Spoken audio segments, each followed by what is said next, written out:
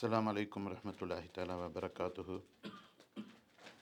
إن الحمد لله نحمده ونستعينه ونستغفره ونعوذ بالله من أنفسنا ومن سيئات أعمالنا من يهدي الله فلا مضل له ومن يضلل فلا هادي له أشهد أن لا إله إلا الله وحده لا شريك له وأشهد أن محمدا عبده ورسوله.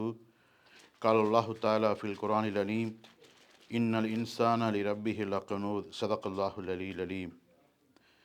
அல்லாஹுடைய மாபெரும் கிருபையால் முதல் பத்தை நாம் முடித்துவிட்டு இரண்டாம் பத்தில் முதல் ஆரம்பமான ஒரு நிலையில் நாம் இருந்து கொண்டிருக்கின்றோம். இந்த இரண்டாவது பத்திலே நாம் அதிகமாக அல்லாஹ்விடத்திலே இஸ்திஃபாரை செய்து கொண்டிருக்க வேண்டும். அஸ்தக்ஃபிருல்லாஹ் வ தூபி இலை, இறைவா நான் உன்னிடம் மன்னிப்பு தேடக்கூடியவனாக இருக்கின்றேன், உன்னின் பக்கமே மீளக்கூடியவனாக இருக்கின்றேன் என்ற அந்த இஸ்திஃபாரை எந்நேரமும் சொல்லக்கூடிய ஒரு பாக்கியசாலியாக வல்ல ரஹ்மான் நம்மை ஆக்கி அருள் புரிவானாக. ஆமீன். பேரன்புமிக்கவர்களே, அல்லாஹுடைய தன்மைகளில் பல தன்மை இருந்து கொண்டிருக்கிறது. நமக்கு எல்லா விஷயங்களையும் அவன் செய்து கொடுத்தாலும் பொதுவாக அவனுக்கென்று ஒரு எதிர்பார்ப்பு இருந்து கொண்டிருக்கிறது. ரப்பு எந்த தேவையுமற்றவன் இருந்தாலும் மனிதன் அவனுக்கு நன்றி செலுத்தக்கூடிய விஷயத்தை அவன் எதிர்பார்த்து கொண்டிருக்கிறான். பொதுவாக நாம் இந்த உலகத்திலே நம்முடைய மனிதருடைய சூழல்களிலே நமக்கு நாமே என்ன செய்வோம் என்று சொன்னால், நமக்குள்ளே ஒரு நன்றியை நாம் எப்பொழுதும் எதிர்பார்த்து கொண்டிருப்போம். அதுபோன்று வல்ல ரஹ்மான் இந்த மனிதனை படைத்ததற்கு நோக்கம் என்னவென்று சொன்னால், அவனை வணங்கி அவனுக்கு நன்றி செலுத்துவதற்காக வேண்டி மட்டுமே, வேறு எந்த ஒரு நோக்கத்திற்காக வேண்டியும் இந்த மனிதனை இந்த உலகத்திலே படைக்கவில்லை. அல்லாஹ் தன்னுடைய திருமறையிலே இப்படி சொல்லுகின்றான், வல்லதீன யஸய்யருக்கும் ஃபில் பர்ரி வல் பஹரி ஹத்தா இதா குன்தும் ஃபில் ஃபுல்கி وجرينا بهم بريح طيبة وفرحوا بها جاءتها ريح عاصف وجاءهم الموج من كل مكان ولن أنهم أحيط بهم دعوا الله مخلصين له الدين என்பதாக. அதாவது அல்லாஹ் என்ன சொல்கிறான் என்று சொன்னால், இந்த வசனத்திலே உங்களை தரையிலும் கடலிலும் பயணம் செய்ய வைக்கின்றவன் யார் என்று சொன்னால் அல்லாஹ் மட்டுமே. உங்களுடைய பயணங்களை கடலிலும் தரையிலும் பயணம் செய்ய வைக்கக்கூடியவன் அல்லாஹ் மட்டுமே. வேறு யாராலும் என்ன செய்ய முடியாது, உங்களை பயணம் செய்ய வைக்க முடியாது. அதுபோன்று ஒரு கடலிலே கப்பல் மிதக்கிறது என்று சொன்னால் அது நல்ல காற்றிலே தான் என்ன செய்யும், மிதக்கும். ஒரு சூறை காற்றோ அல்லது புயலோ வருகின்ற பொழுது அதனுடைய கப்பல் ஆட்டம் காண்டிவிடும். அந்த நேரத்தில் என்ன செய்கிறான் என்று சொன்னால், மனிதர்கள் அல்லாஹ்வை பார்த்து என்ன செய்கிறார்கள், இந்த அலையின் காரணமாக குழப்பமடைந்து விட்டோம், எங்களுக்கு இந்த அலையிலிருந்து எங்களுக்கு என்ன செய், அச்சத்திலிருந்து எங்களை காப்பாற்று என்பதாக சொல்லிவிட்டு அல்லாஹ்விடத்தில் பிரார்த்தனை செய்கிறார்கள். அல்லாஹ் என்ன செய்கின்றான், அந்த அச்சத்திலிருந்து அவனை காப்பாற்றக்கூடியவன் அவனாக மட்டும்தான் இருக்கிறான். அவனை காப்பாற்றக்கூடிய அந்த சூழல் அவனுக்கு மட்டுமே இருக்கிறது என்பதை அல்லாஹ் சொல்லிவிட்டு, நீங்கள் இந்த உலகத்திலே என்ன செய்ய வேண்டும் என்று சொன்னால், ல அன்ஜினா மின் ஹாதி ல நக்குனன்ன மின் ஹாசிரீன், நீங்கள் இந்த உலகத்திலே நன்றி உள்ளவர்களாக இந்த உலகத்திலே நீங்கள் இருக்க வேண்டும் என்பதாக சொல்லி காட்டுகிறான். பிறகு அதுக்கு அடுத்த வசனத்திலே சொல்லுகின்றான், ஃபலம்மா அன்ஜாகும் இதாகும் யபூன ஃபில் அர்லி பிகைரில் ஹக்கி யா அய்யுஹன்னாசு இன்னமா யஅய்யுக்கும் அலா அன்ஃபுசிக்கும் மதாஉல் ஹயாத்துத் துன்யா சும்ம இலைனா மர்ஜியுக்கும் ஃபனப்பஉக்கும் பிமா குன்தும் தஅலமூன். அவர்களை அந்த சூழலிலிருந்து அவர்கள் காப்பாற்றி விட்டாலும் அவர்கள் என்ன செய்கிறாங்கன்னா, இந்த பூமிக்கு வந்த பின்னாடி அநியாயங்களையும் அலட்சாட்டியங்களையும் செய்து கொண்டிருக்கிறார்கள். அவர்களுக்கு நெருக்கடி வருகின்ற பொழுது, கஷ்டம் வருகின்ற பொழுது அவர்கள் என்ன செய்கின்றார்கள், அல்லாஹ்வை தேடுகின்றார்கள், அல்லாஹ்வை நாடுகின்றார்கள். ஆனால் அவனுக்கு ஒரு கஷ்டத்தை விட்டு அவனுக்கு நாம் எல்லா விஷயங்களையும் லேசாக்கி கொடுக்கின்ற பொழுது அல்லாஹ் என்ன செய்கிறான் என்று சொன்னால், அல்லாஹ்வை மறந்துவிட்டு இந்த உலகத்தில் என்ன செய்கின்றான், அலிச்சாட்டியங்களை செய்து கொண்டிருக்கிறான் என்பதாக வல்ல ரஹ்மான் தன்னுடைய திருமறையிலே அழகான முறையிலே சுட்டி காட்டுகின்றான். அப்போ இந்த வசனத்திலிருந்து நமக்கு என்ன தெரிகிறது என்று சொன்னால், ஒரு மனிதனுக்கு சூழல்கள் எல்லா நிலையிலும் இருந்தாலும், எல்லா அமைப்புகளிலும் இருந்தாலும், எந்நிலையிலும் அல்லாஹ்விற்கு நன்றி செலுத்தக்கூடிய ஒரு மனிதனாக இந்த உலகத்திலே வாழ வேண்டும் என்பதை அல்லாஹ் இந்த வசனத்தின் மூலமாக நமக்கு சொல்லித் தருகின்றான். அது மட்டுமல்ல, அல்லாஹ் உன்னிடத்திலே சொல்கின்றான், நாம் இந்த மனிதர்களுக்கு அவர்களுக்கு செல்வத்தை கேட்கின்ற பொழுது செல்வத்தை நாம் என்ன செய்கின்றோம், வாரி வழங்கி கொண்டிருக்கிறோம் என்பதாக சொல்கிறான். وَمِنْهُمْ مَنْ آهَدَ اللَّهُ لَئِنْ آتَنَا مِنْ فَضْلِهِ لَنَصْدَقَنَّ وَلَنَكُونَنَّ مِنَ الصَّالِحِينَ. அல்லாஹ் நமக்கு செல்வத்தை அளித்தால் மெய்யாகவே நாம் என்ன செய்ய வேண்டும், தாராளமாக அவனுக்கு நான் என்ன செய்ய வேண்டும், சதக்காக்களை நம்ம வழங்க வேண்டும்.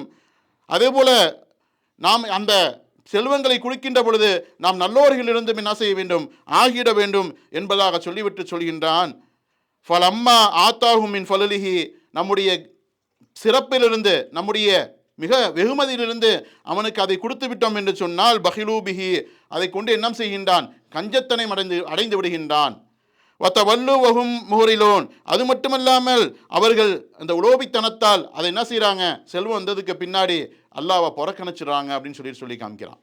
அப்போ இந்த இடத்துல அல்லாஹ் என்ன சொல்ல வர்றான், நான் உனக்கு செல்வம் கொடுத்தேன் என்று சொன்னால், பொருளாதாரத்தை உனக்கு நான் வழங்கினேன் என்று சொன்னால், அதை நீ என்ன செய்ய, தாராளமாக இந்த மக்களுக்கு நீ கொடுத்து உதவி செய் என்பதாக வலியுறுத்தி சொல்லிட்டு நீ என்ன செய்யாத, பஹீலு, கஞ்சத்தனமாக இந்த உலகத்தில் வாழாத.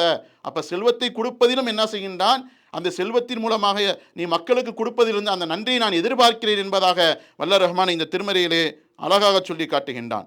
இப்போ மொத்தத்தில் மனிதன் எப்படி இருக்கான் அந்த உலகத்தில், அல்லாஹ்வுக்கு நன்றி உள்ளவனாக இருக்கின்றானா அல்லது அல்லாஹ்விற்கு நன்றி கெட்டவனாக நடக்கின்றானா என்கின்ற பார்க்கின்ற பொழுது திருமறை நேருக்கு நேராக சொல்லிவிடுகிறது, இன்னல் இன்சான ரப்பிஹி லகனூத், நிச்சயமாக இந்த மனிதன் இந்த உலகத்தில் என்ன செய்கிறான் என்று சொன்னால் நன்றி கெட்டவனாக இருக்கிறான். லி ரப்பிஹி லகனூத், அவனுக்கு என்ன செஞ்சு கொடுத்தானோ, எதை செஞ்சு கொடுத்தானோ, எந்த அமைப்பை கொடுத்தானோ அவன் என்ன செய்யறான், சில நேரங்களிலே அந்த நிமிடங்கள் மட்டும் நினைத்துவிட்டு மற்ற நேரங்களை என்ன செய்கிறான், நன்றி கெட்டவனாக இந்த உலகத்திலே வாழ்ந்து கொண்டிருக்கிறான் என்பதாக பறைசாட்டுகின்றது. அது மட்டுமல்ல, வஹுவல்லதி அஹ்யாக்கும் சும்ம யுமீத்துக்கும் சும்ம யுஹ்யீக்கும் இன்னல் இன்சான லகஃபூர், அந்த அல்லாஹ் எப்படிப்பட்டவன், உங்களுக்கு உயிரை கொடுக்குகின்றான், பிறப்பு மரணத்தை கொடுக்கின்றான், பிறகு உயிர் விடுத்து நோக்கி எழுப்புகின்றான். இந்த நிலையில் நாங்கள் அல்லாஹ்வை புரிந்து கொண்டாலும் கூட இன்னல் இன்சான லகஃபூர், நிச்சயமாக மனிதன் நன்றி கெட்டவனாக இருக்கிறான் என்பதாக இன்னொரு வசனத்திலே சொல்கின்றான். இன்னொரு வசனத்திலே சொல்கின்ற பொழுது யக்லமு ஆலு தாவூத ஷுக்ரன் வ கலீல மின் இபாதி ஷுக்கூர், தாவூதுடைய சந்ததியினரே நன்றி செலுத்துங்கள், மேலும் என்னுடைய அடியார்கள் நன்றி செலுத்துவர்கள் சொற்பமானவர்கள் தான் இந்த உலகத்தில் இருந்து கொண்டிருக்கிறார்கள் என்பதாக இந்த வசனம் நமக்கு சுட்டி காட்டுகின்றது. ஆக மொத்தம் இங்கே அல்லாஹ் இந்த வசனங்கள் மூலமாக சொல்ல வருவது என்ன, நான் உனக்கு எது கொடுத்தாலும், செல்வம் கொடுத்தாலும் அல்லது நான் இந்த உலகத்திலே உன்னை படைத்தாலும் மனிதனாக படைத்தாலும் உன்னிடம் நாம் எதிர்பார்ப்பது நன்றியை மட்டும்தான் நான் என்ன செய்கிறோம், எதிர்பார்க்கிறோம். செல்வத்தை கொடுத்தால் அதன் மூலமாக உங்களுக்கு நன்றியை எதிர்பார்க்கிறோம், ஆரோக்கியத்தை கொடுத்தால் அந்த உடலின் மூலமாக உங்களுக்கு நன்றியை எதிர்பார்க்கிறோம். அப்போ எதை கொடுத்தாலும் நீங்கள் வல்ல ரஹ்மானுக்கு நன்றி செலுத்திக் கொண்டே இருக்க வேண்டும் என்ற விஷயத்தை எதிர்பார்க்கிறோம் என்பதாக இந்த வசனங்களின் மூலமாக நமக்கு புலப்படுகிறது. அருமையானவர்களே, ஒரு முறை சையதுனா உமர் இப்னு ஹத்தாப் ரலியல்லாஹு தஆலா அன்ஹு அவர்கள் என்ன செய்கின்றார்கள், தாத்த யௌமின் ரஜுலின் ஃபி ஸூக், கடத்தெருவில் ஒரு மனுஷனை பார்க்குறாங்க. பார்த்து ஃபைதன் ஃபை ரஜுலி யதுஉ, அந்த நேரத்தில் அந்த மனிதர் இப்படி துவா செய்கிறாராம், யகூலு அல்லாஹு மஜ்அல்னி மின் இபாதிகல் கலீல், அல்லாஹு மஜ்அல்னி மின் இபாதிகல் கலீல். இந்த துவாவை கேட்டோன்னே உமர் இப்னு ஹத்தாப் ரலியல்லாஹு அன்ஹுவுக்கு மிக ஆச்சரியமாக போச்சு. அல்லாஹ் என்னை நீ அதிகமாக நன்றி செலுத்தக்கூடியவனை என்னை ஆக்கி வை அப்படின்னு துவா செய்வாங்க. ஆனால் இவர் என்ன வித்தியாசமாக கேட்குறாரு, அல்லாஹு மஜ்அல்னி மின் இபாதிகல் கலீல், நன்றி செலுத்தக்கூடியவர்களே கம்மியானவராக நீ ஆக்கிவிடா அல்லாஹ் அப்படின்னு சொல்லிட்டு இந்த துவாவை கேட்குறாரே அப்படின்னு சொல்லிட்டு ஆச்சரியமானவர்களாக காலலகு சையதுனா உமர் ரலியல்லாஹு தஆலா அன்ஹு மீன் ஐன அதைத்து பிஹாதி துவா, இந்த துவா நீங்கள் எங்கேருந்து கற்றுக்கிட்டீங்க, புதுசாக இருக்க கேட்குறதுக்கு அப்படின்னு சொல்ல போகும்போது கால ரஜுல், அந்த மனிதன் சொன்னானா, இன்னல்லாஹு தஆலா யகுல் ஃபி கிதாபில் அசீஸ், அல்லாஹ் தன்னுடைய திருமறைகளை சொல்கின்றான், வ கலீலுன் மின் இபாதி ஷக்கூர் என்பதாக. இந்த உலகத்திலே நன்றி செலுத்தக்கூடியவர்கள் மனிதனில் ரொம்ப என்ன செய்யறான், ரொம்ப குறைவாக இருக்கிறான், ரொம்ப கம்மியாக இருக்கிறான் அப்படின்னு சொல்கிறான் அல்லாஹ். அதனால் நான் என்ன செய்கிறேன், கொஞ்ச நேரமாச்சும் அல்லது என்னுடைய வாழ்க்கையிலே அணுளவாச்சும் உனக்கு நன்றி செலுத்தக்கூடியவனாக இருக்க வேண்டும் என்பதாக அல்லாஹ்விடத்தில் நான் கேட்கிறேன் என்பதாக சொல்கின்ற பொழுது எப்பொழுதும் உமர் இந்த மாதிரி சந்தர்ப்பங்களை உமர் அப்படியே அழுதுருவாங்க, அப்படியே கண்ணீர் விட்டு அழுதார்கள். வக்கா சையதுனா உமர் வகால குல்லு நாசி அஃப்கஹு மின்க யா உமர் அல்லாஹ் மஜ்அல்னா மின் இபாதிகல் கலீல் என்பதாக உமர் ரலியல்லாஹு அவர்கள் அந்த வார்த்தையை சொன்னார்களாம்.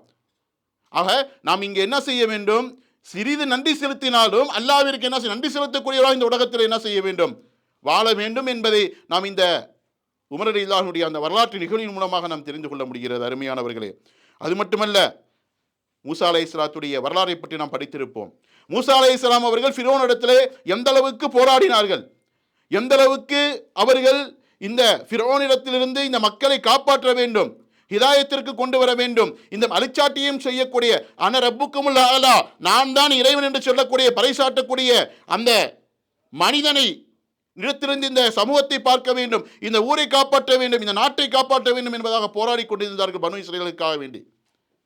இறுதியிலே நைல் நதியிலே ஃபிரௌன் மூழ்கடிக்கப்பட்டான். மூசா அலைஹிஸ்ஸலாம் அவர்கள் அவர்களோடு சேர்ந்து சில மக்கள் என்ன செய்ய வர்றாங்க. அவங்க எப்படி இருந்தா கேட்குறாங்க. அவங்க வந்த பின்னாடி எந்த அளவுக்கு எதற்கு எதிராக அல்லாஹ் போராடுகின்றான், சிலை வணக்கத்திற்கு எதிராக, அல்லாஹ்விற்கு இணை வைக்கக்கூடாது என்பதற்காக மூசா அலைஹிஸ்ஸலாம் அவர்கள் தூதராக அனுப்பிவிட்டு போராடுறான். ஆனால் இந்த மக்கள் கேட்குறாங்க, குர்ஆன் இப்படி பேசுகிறது, வஸாவஜனா பனி இஸ்ராயில் அல் பஹ்ர ஃபதவ் அலா கௌமின் யகஃபூன் அலா அஸ்னாமி லஹும் காலு யம்ஷு அஜல்லனா இலாஹ கமாலஹும் ஆலிஹத்துன் காலு இன்னக்கும் கௌமுன் தஜ்ஹலூன் என்பதாக அல்லாஹ் சொல்லி காமிக்கிறான். அதாவது நாம் இஸ்ராயலுடைய சந்ததிகளுக்கு கடல்களை என்ன செஞ்சோம், அந்த நைல் நதியை கடக்க வைப்பதற்கு உண்டான வல்லமையை நம்ம என்ன செஞ்சோம், அவங்களுக்கு நம்ம கொடுத்தோம். அவங்களுக்கு என்ன செஞ்சாங்கன்னா, தங்களுக்குரிய ஆதாரணையை, சிலையை வணங்கக்கூடிய ஒரு கூட்டம் என்ன செஞ்சிச்சு, அங்கே இருந்து கொண்டிருந்தது. அவர்கள் வந்தார்கள். அப்பொழுது மூசா அலைஹிஸ்ஸலாம் சொன்னாங்களாம், மூசாவே நீங்கள் என்ன செய்யுங்க, இந்த கடவுளை வணங்கக்கூடிய ஒரு கடவுளை நீங்கள் என்ன செய்யுங்க, எனக்கு ஏற்படுத்தி கொடுங்கன்னு கேட்குறாங்க.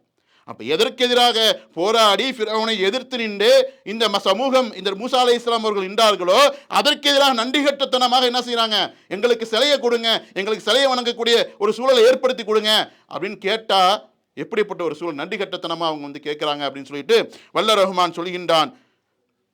ஆக இப்படிப்பட்ட ஒரு சூழலில் தான் இந்த சமூகம் இருந்து கொண்டிருக்கிறது.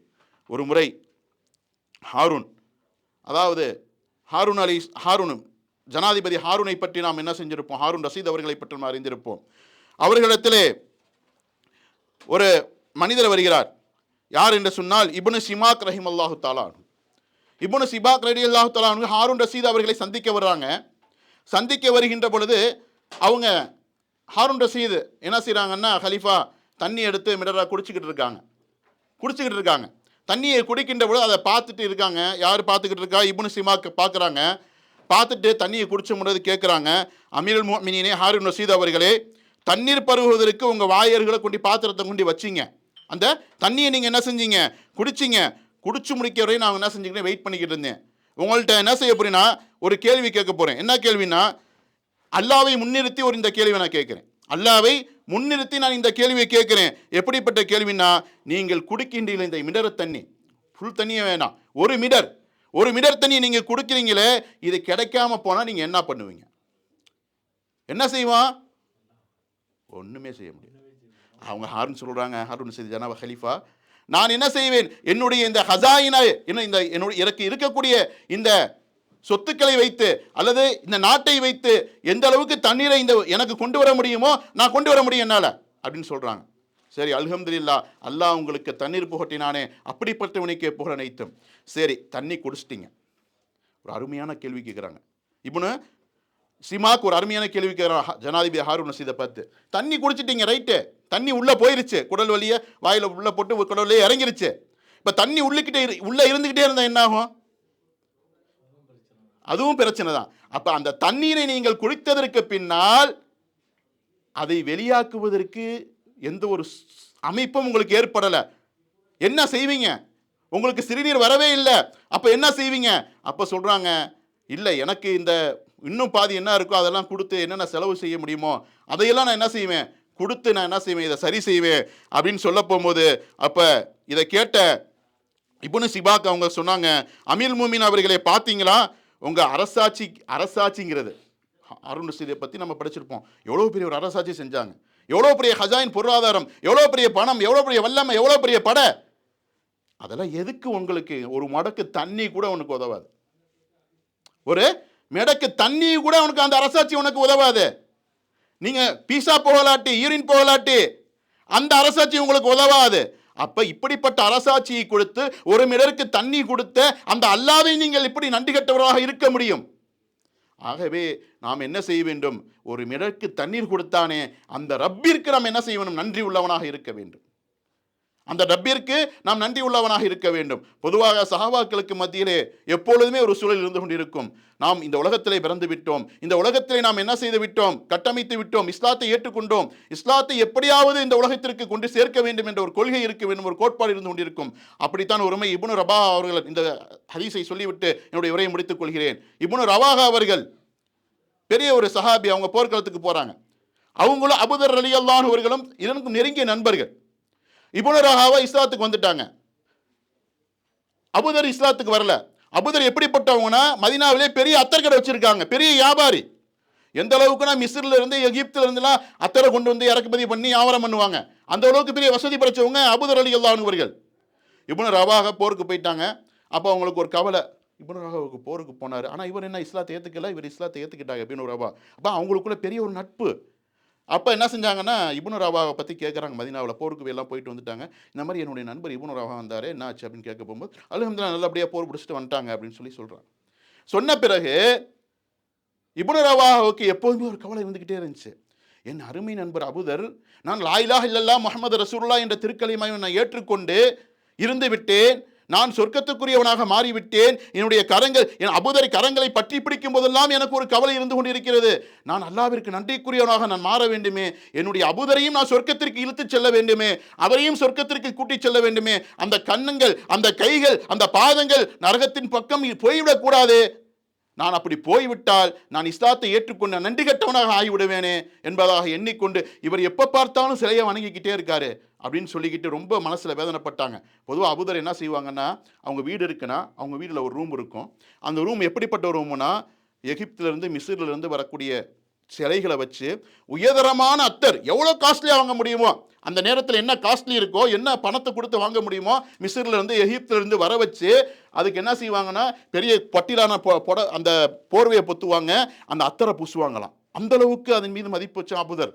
இப்போ இவரை எப்படியாச்சும் மாற்றி ஆகணும், இவரை எப்படியாச்சும் இஸ்லாத்தின் பக்கம் கொண்டு வரணும். என்னடா பண்ணுறது, என்னடா ஒரு ஐடியா பண்ணும் அப்படின்னு சொல்லிட்டு, வியாபாரி தானே கடைக்கு போயிடுவாங்க, பகல் நேரங்களில் கடைக்கு போயிடுவாங்க. நண்பருங்கிற அடிப்படையில் என்ன செய்வாங்கன்னா, வீட்டுக்கு யார் வேணாலும் போகலாம் வரலாம், அனுமதி பெற்று, அவங்களுடைய மனைவியுடைய அனுமதி பெற்று. ஒரு நாள் ஐடியா பண்ணாங்க இப்னு ரவாஹா. நேராக என்ன செஞ்சாங்கன்னா வீட்டுக்கு போனாங்க, அபூதர் வீட்டுக்கு. அஸ்ஸலாமு அலைக்கும் ரஹ்மத்துல்லாஹி தஆலா வ பரக்காத்துஹு, அருமை சகோதரியே அப்படின்னு சொல்லிட்டு கதவை தட்டுறாங்க. நான் இந்த மாதிரி இப்னு ரவாஹா வந்திருக்கேன், அபூதருடைய நண்பர் அப்படின்னு சொல்கிறார். அப்படியே வாங்க உள்ள வாங்க உள்ள வாங்கன்னு சொல்லி அவங்க அழைக்கிறாங்க. பரவாயில்ல, அவங்க வேலையை நீங்கள் பாருங்கள் அப்படின்னு சொல்லிட்டு அனுமதியோடு உள்ளே வந்துட்டு அந்த சிலை இருக்கக்கூடிய நேராக அந்த இடத்துக்கு போகிறாங்க. போய் என்ன செய்கிறாங்கன்னா, சிலையெல்லாம் அடிச்சு நொறுக்கி போட்டுட்டு என்ன செஞ்சிடறாங்கன்னா வந்துடுறாங்க. அங்கேருந்து என்னென்ன சத்தம் கேட்குதுன்னு சொல்லி அவங்க மனைவி வரப்போகும்போது சிலையெல்லாம் உடஞ்சி கிடக்குது, உழைவிருந்த அந்த பட்டெல்லாம் போய் கீழே விழுந்து கிடக்குது, அத்தர்ப்பை தெளித்து அந்த சிலையெல்லாம் கீழே விழுந்து கிடக்குது. அப்படியே பார்த்துட்டு அப்படியே ஒரே அழுக போச்சு. அபூதர் வந்தால் என்ன செய்ய போகிறாங்கன்னு தெரியலையே, அவர் பார்த்தா ஒரு நண்பர் இந்த சிலையெல்லாம் உடச்சிட்டு போயிட்டாரே அப்படின்னு சொல்ல போகும்போது, அப்படி நினச்சிக்கிட்டு இருக்கும்போது, அப்போ ஒரு வேலை அந்த நேரத்தில் என்ன செய்கிறாங்கன்னா, அபூதர் வந்து மதிய வேலையில் சாப்பிட வீட்டுக்கு வர்றாங்க. வரப்போகும்போது மனைவி பயத்தோடு இருக்காங்க. அபூதர் என்ன சொல்ல போகிறான்னு தெரியல. என்னப்பா ஒரு மாதிரி வீடு ஒரு மாதிரியாக இருக்குது என்னன்னு சொல்லிட்டு நேராக அங்கே அந்த சிலை இருக்கக்கூடிய இடத்துக்கு போகும்போது எல்லாமே உடஞ்சி கிடக்குது. மனைவிட்டு கேட்குறாங்க, என்ன ஆச்சு, யார் இதை செஞ்சா? இந்த மாதிரி உன் நண்பர் இப்னு ரவாஹா வந்தால் அப்படி வந்து இந்த மாதிரி செஞ்சுட்டு போயிட்டாரு அப்படின்னு சொல்ல போகும்போது, அந்த நேரத்தில் கடுமையான கோபங்கள் இருந்தாலும் ஒரு சிந்தனை அவருக்கு பொறிதட்டுகிறது. நாம் இந்த அளவுக்கு விலை காஸ்ட்லியாக இருக்கக்கூடிய தங்கத்தை நாம் பொன்னாடையாக நாம் இந்த சிலைக்கு அனுபவிச்சிருக்கோம். அது மட்டும் இல்லை, நறுமணம் எவ்வளவு எகிப்திலிருந்து எவ்வளோ காசு கொடுத்து வாங்க முடியுமோ அவ்வளோ காசு கொடுத்து இந்த சிலைக்கு நம்ம வந்து என்ன செய்கிறோம், நறுமணத்தை பூசுகிறோம். ஒரு வார்த்தை கூட இந்த சிலை பேசலையே உடைக்க போகும்போது, என்ன இப்னு ரவாஹாவை என்னை உடைக்காதன்னு சொல்லலையே. அப்போதான் அவங்களுக்கு பொறிதட்டுனது அபூதருக்கு. அந்த அளவுக்கு பொறிதட்டாத எந்த அளவுக்கு விக்கிரகாதனைகளில் ஈடுபட்டு கொண்டிருந்த அபூதர் ரலியல்லாஹு அன்ஹு அவர்கள் பொறிதட்டுது. ஆகா, நம்ம தப்பு செஞ்சுக்கிட்டோம், இது வரைக்கும் எதுவும் பேச முடியாத, எதுவும் செய்ய இயலாத, எதுவும் சக்தி படைக்காத ஒரு விஷயத்தை நாம் கடவுளாக வணங்கி கொண்டிருந்தோமே. அப்போ இப்னு ரவாஹா செஞ்சது கரெக்ட் தான் அப்படின்னு சொல்லிட்டு இப்னு ரவாஹாவுக்கு ஒரு அச்சம் இருந்துக்கிட்டே இருந்துச்சு. வந்து என்ன செய்ய போகிறாரு தெரியல, திட்ட போகிறாரு, என்ன செய்ய போகிறான்னு தெரியல. இப்னு ரவாஹாவுக்கு நேராக வர வேகமாக ஒடியாடுறாரு, சாப்பிடக்கூட இல்லை, போய் வராங்க. வந்துட்டு இப்னு ரவாஹா பிடிச்சேன், அவங்களுக்கு ஒரு அச்சம் இருந்துக்கிட்டே இருந்துச்சு, என்ன செய்ய போகிறான்னு தெரியல. கையை பிடிச்சிட்டு இப்னு ரவாஹாவே, எனக்கு நல்ல ஒரு அறிவை கொடுத்தீங்க, நல்ல ஒரு தெளிவை கொடுத்தீங்க. இத்தனை நாள் வர நான் எந்த ஒரு அசத்தியத்தில் இருந்தனோ அந்த அசத்தியத்தை உடைச்சு சத்தியத்தின் பக்கம் வந்தீங்க. வாங்க ரசூலுல்லாஹ்ட்ட போவோம், வாங்க ரசூலுல்லாஹ்ட்ட போவோம். ரசூலுல்லாஹ்ட்ட போய் என்ன செஞ்சாங்க? கையை கொடுத்து அஷ்ஹது அல்லா இலாஹ இல்லல்லாஹ் வஹ்தஹு லா ஷரீக லஹு வ அஷ்ஹது அன்ன முஹம்மதன் அப்துஹு வ ரசூலுஹு என்ற கலிமாவை ஏற்றுக்கொண்டு அபூதர் வாழ்ந்தார்கள். எந்த அளவுக்கு சொன்னா அவங்க வாழக்கூடிய காலகட்டம், இறுதி காலகட்டம் மிகவும் ஏழ்மையான நிலையில் இருந்ததை வரலாறு கூறுகிறது. அருமையானவர்களே, இப்போ இப்னு ரவாஹாவுக்கு என்ன யோசனை இருந்தது? நாம் இஸ்லாத்தை ஏற்றுக்கிட்டோம், நம்ம ஏதாச்சும் அல்லாஹ்வுக்கு நன்மை செய்யணும், ஏதாச்சும் அல்லாஹ்விற்கு நன்மை செய்ய வேண்டும் என்பதாக அவருக்கு நினைச்சுக்கிட்டு இருக்காங்க. நன்மையை செஞ்சுட்டாங்க, தன்னுடைய நண்பரை சொர்க்கத்துக்கு கொடுப்போம்னு நினைச்சாங்க, கூட்டிட்டு போயிட்டாங்க. அப்ப நம்ம இந்த உலகத்தில் வாழ்கின்ற பொழுது நன்றி உள்ளவர்களாக என்ன செய்ய வேண்டும்? ஷாக்கிரீன்களாக இருக்க வேண்டும், அல்லாஹ்வை புகழ்ந்து கொள்ளக்கூடியவர்களாக இருக்க வேண்டும். எந்நேரமும் அல்ஹம்துலில்லாஹ் அல்ஹம்துலில்லாஹ் அல்ஹம்துலில்லாஹ், எல்லா சூழலிலும் அல்ஹம்துலில்லாஹ் அல்ஹம்துலில்லாஹ் அல்ஹம்துலில்லாஹ் என்று சொல்லக்கூடியவர்களாக வாழ வேண்டும். அப்படிப்பட்ட ஒரு பாக்கியத்தை நமக்கு வல்ல ரஹ்மான் தந்தல் புரிவானாக. வாயிரதவனா அல்ஹம்துலில்லாஹி ரப்பில் ஆலமீன். அஸ்ஸலாமு அலைக்கும் வரஹ்மத்துல்லாஹி தஆலா வ பரகாத்துஹு.